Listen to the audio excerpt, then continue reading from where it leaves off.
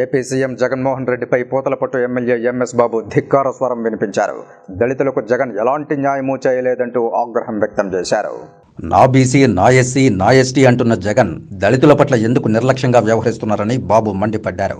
దళిత నియోజకవర్గంలోని ఎమ్మెల్యేల పనితీరు సరిగా లేదంటూ ఎందుకు టికెట్ ఇవ్వకుండా నిరాకరిస్తున్నారని ఆవేదన వ్యక్తం చేశారు. ఈ 5 ఏళ్ల కాలంలో ఒక్కరోజైనా చేరదీసి జగన్ తమ మంచి చెడ్డ గురించి మాట్లాడిన పాపాన పోలేదన్నారు. ఐపాక్ సర్వేలో పనితీరు సరిగా లేదంటూ ఎక్కువగా దళిత నియోజకవర్గాల్లోనే మార్పులు ఎందుకు చేపడుతున్నారన్నారు. 2019 ఎన్నికల్లో ఐపాక్ సర్వేల ద్వారానే టికెట్ ఇచ్చారా అని ప్రశ్నించారు.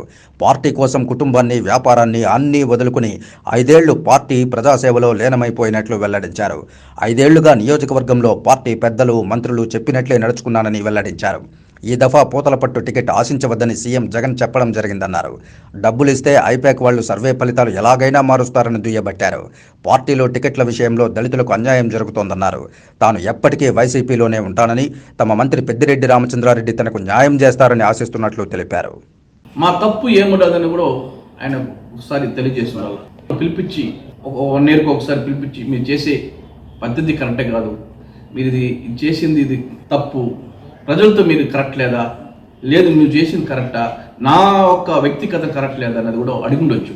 5 ఏళ్లుగా గడప గడప తిరగమన్నారు. 5 ఏళ్ళకి గడప గడప తిరిగినాను. సీఎం గారు అనౌన్స్మెంట్ చేయకముందే దాదాపు నేను 5 నెలలకు ముందే నేను చేస్తాను అనమాట. మళ్ళీ అనౌన్స్మెంట్ చేసిన తర్వాత మళ్ళీ నేను 1.5 ఇయర్గా నేను గడప గడప చేస్తాను.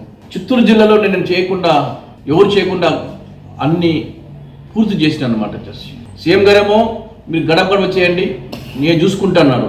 ఈరోజు చూస్తేమో మీ పర్ఫార్మెన్స్ బాగాలేదు, మీ సర్వే బాగాలేదు అంటున్నారు. ఇది ఎక్కడి నుంచి ఎక్కడికి కరెక్టా అది కూడా మాకు అర్థం కలగచ్చేసి. అంటే మీకు దళితులు అంటే ఎంతవరకు కరెక్ట్ అన్నది కూడా కొంచెం ఆలోచించండి.